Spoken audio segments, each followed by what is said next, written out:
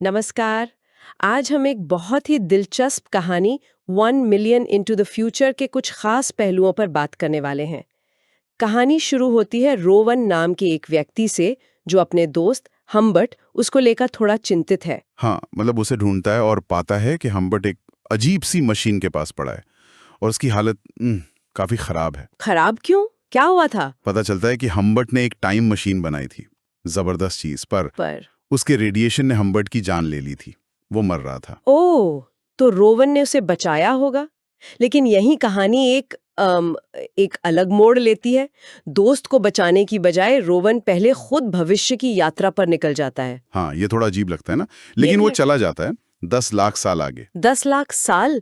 वहां उसे क्या मिलता है, कुछ अंदाजा? देखिए, वहां का नजारा तो बिल्कुल मतलब कमाल का है।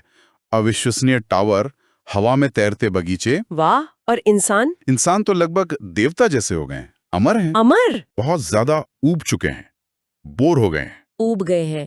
इतनी शक्तियों के साथ सब कुछ कर चुकने के बाद ऊब जाना, ये तो सोचने वाली बात है। हाँ, यही तो विडंबना है। उन्होंने सचमुच सब कुछ अनुभव कर लिया है। कोई इच्छा, कोई चुनौती बची ही नहीं। मतलब जीवन में कोई मतलब या रोमांच नहीं रहा। बिल्कुल। ये साधारण बोरियत नहीं है, ये एक तरह का अस्तित्वगत ठहराव है। जब कुछ करने को, कुछ पाने को न हो, तो शायद चेतना का उद्देश्य ही खत्म हो जाता है। तो फिर उन्होंने क्या किया? इस ऊब से निकलने का कोई रास्ता? हाँ, वो रास्ता ढूंढ रहे थे और तभी रोवन पहुंचता है। वो उन्हें एक आइडिया देता है। क्या आइडिया? अपनी यादें मिटा दो। यादें मिटा दो। हाँ, ताकि हर अनुभव, हर एहसास फिर से नया लगे, पहली बार जैसा। और वो मान गए हाँ। अपनी सारी यादें, अपना सारा ज्ञान मिटाने को? हाँ, मान गए। उन्हें वो आइडिया पसंद आया। यादें मिटाकर उन्हें फिर से खुशी मिली, आश्चर्य मिला। जैसे बच्चे को हर चीज नई लगती है, वैसा ही कुछ। ये तो दिलचस्प है। मतलब अनुभव को नया बनाए रखना जरूरी है। शायद सीमाओं की जरूरत है हमें, या कम से कम नएपन की। हाँ, शायद अर्थ और उत्साह के लिए ये जरूरी है, भले ही आप सैद्धांतिक रूप से कुछ भी कर सकते हो। लेकिन इससे पहले कि आखिरी कुछ लोग अपनी यादें मिटाते, रोवन ने उनसे कुछ मांगा। हाँ, यही कहानी और गहरा जाती है। उसने क्या मांगा? उनकी देवता तुल्य शक्तियां। और उन्होंने दे दी? हाँ, उन्होंने वो शक्तियां रोवन को दे दी। अच्छा, तो अब रोवन के पास वो सारी शक्तियां थी। फिर उसने क्या किया? वो अपनी नई शक्तियों के साथ अपने समय में वापस लौटा। अब उसे टाइम मशीन की जरूरत नहीं थी। सबसे पहले उसने हम्बर्ट को ठीक किया। अच्छा, दोस्त को बचा लिया आखिर। हाँ, और फिर उसने अपनी शक्तियों का इस्तेमाल दुनिया को बदलने के लिए किया। कैसे बदला? युद्ध खत्म कर दिए, बंजर जमीनों पर जंगल उगा दिए, शहरों को बेहतर बनाया। मतलब एक तरह का भला करने वाला देवता बन गया। सब कुछ ठीक कर दिया उसने, एक आदर्श दुनिया बना दी। हाँ, बिल्कुल। लेकिन यहां भी एक सवाल उठता है।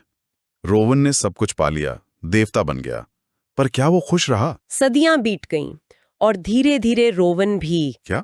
वो भी उसी गहरी ऊब का शिकार होने लगा। अरे, वही ऊब जिससे भविष्य के लोग परेशान थे। हाँ, वही विडंबना। देखिए, सब कुछ हासिल करने के बाद भी वही खालीपन, कोई चुनौती नहीं, कोई संघर्ष नहीं। तो अंत में उसने भी वही रास्ता चुना। हाँ, अंत में रोवन ने भी अपनी यादें मिटाने का फैसला किया, अपनी सारी शक्तियां, अपना अतीत, सब कुछ। और फिर?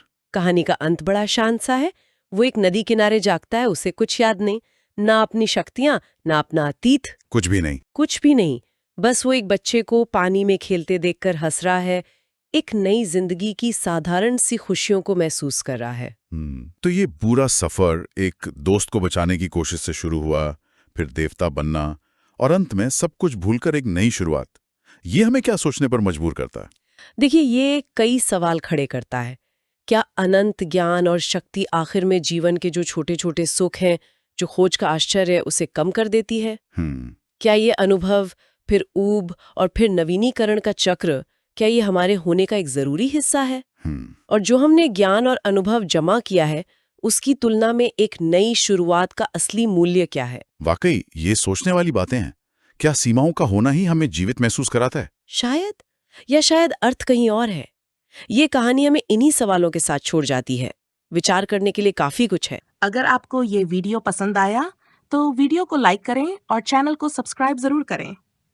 और यही कहानी अगर आप इंग्लिश में सबटाइटल के साथ देखना चाहते हैं तो मेरे इंग्लिश चैनल स्टोरी ग्लाइडर को ज़रूर चेक करें। मैंने चैनल का लिंक डिस्क्रिप्शन में दे दिया है। वीडियो देखने के लिए आपका बहुत बहुत धन्यवाद।